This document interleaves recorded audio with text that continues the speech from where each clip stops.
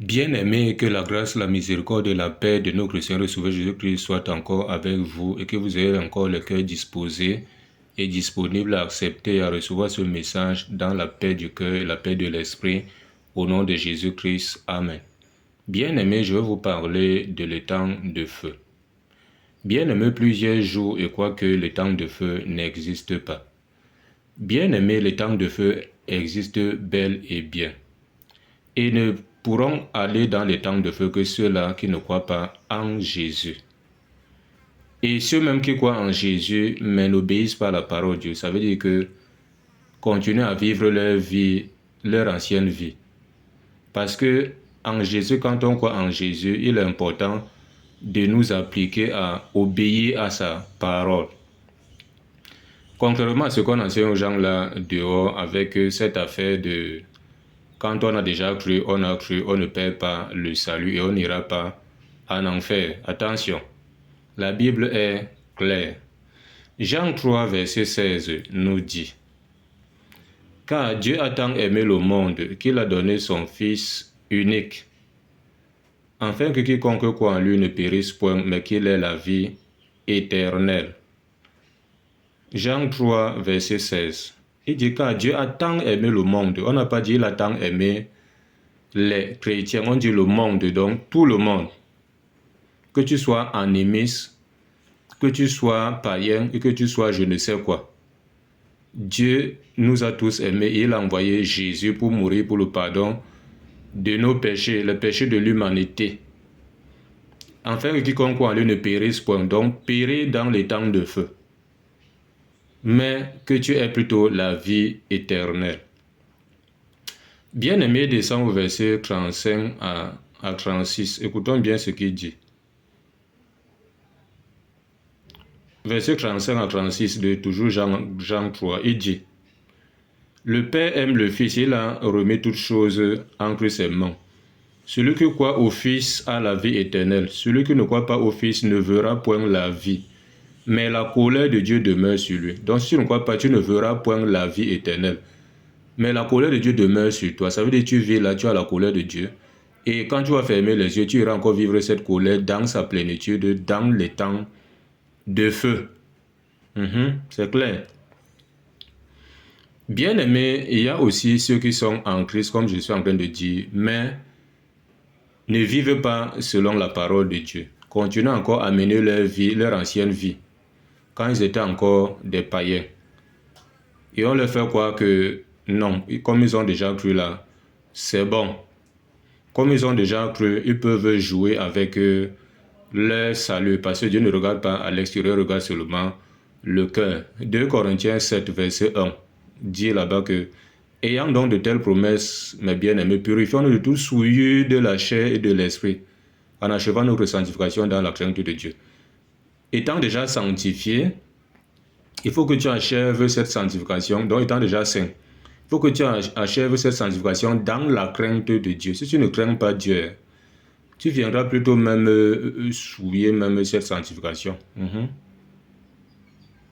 Donc Dieu regarde à l'extérieur et à l'intérieur. Il dit même à 1 Corinthiens 6, verset 20. Il dit que quand vous avez été rachetés à un grand prix, glorifiez donc Dieu dans votre corps, dans votre esprit qui appartiennent à Dieu. Donc Dieu regarde à l'intérieur et à l'extérieur. Il faudrait que son nom soit glorifié dans notre intérieur et dans notre extérieur. 1 Corinthiens 6, verset 20. C'est tellement important. Voici ce que Galates 5, verset 19 à 21 nous dit ici. Pour les adeptes de cet évangile de désordre-là, cet évangile qui encourage le péché, cet évangile de sauver, c'est sauver. Écoutez bien ce qui est dit. Avant même de lire Galates 5 là-bas, Romains 8, verset 8 dit là-bas que tous ceux qui vivent selon la chair ne sauraient plaire à Dieu. Si tu vis donc selon la chair, donc dans le péché, et on va lire les œuvres de la chair là maintenant. Si tu ne plais donc pas à Dieu, tu plais à qui? C'est au diable. Et le diable ira où? Dans les temps de feu. Donc tu iras le suivre là-bas, là où il sera. Voici ce que Galates 5, verset... Voilà, Galates 5, verset 19 à 21 nous dit. Il dit: Or, les œuvres de la chair sont manifestes. Ce sont l'impudicité, l'impureté, la dissolution, l'idolâtrie, la magie, les inimitiés, les querelles, les jalousies, les animosités, les disputes, les divisions, les sectes, l'envie, l'ivrognerie, les excès de table et les choses semblables.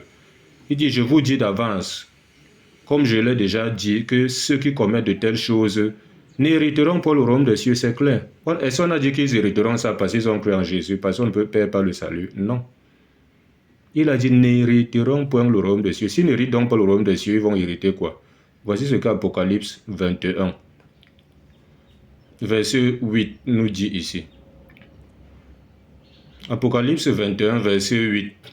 On va prendre du verset 7 au verset 8 qui nous dit: celui qui vaincra héritera ces choses, je serai son Dieu, il sera mon fils.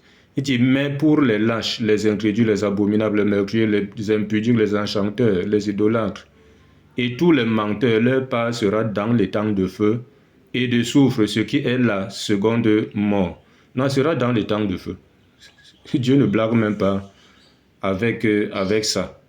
Voici ce qu'Apocalypse 20, verset 14, du moins, verset 14 à 15 nous dit ici. Apocalypse 20, verset 14 à 15 dit: et la mort et le séjour de mort furent jetés dans les temps de feu. C'est la seconde mort, les temps de feu. Quiconque ne fut pas trouvé écrit dans le livre de vie fut jeté dans les temps de feu. Et le livre de vie, les noms de ceux qui sont là-bas, ce sont les noms de ceux qui sont enfants de Dieu, qui ont servi Dieu avec crainte, avec amour, avec sincérité, avec vérité, avec fidélité, avec obéissance. Voilà. Mais si ce n'est pas le cas et que tu t'en fous, tu fais comme tu veux parce que sauver c'est sauver, tu as tout faux, ça sera dans les temps de feu. Voici ce qu'Apocalypse 22, verset 14 à 15 nous dit ici.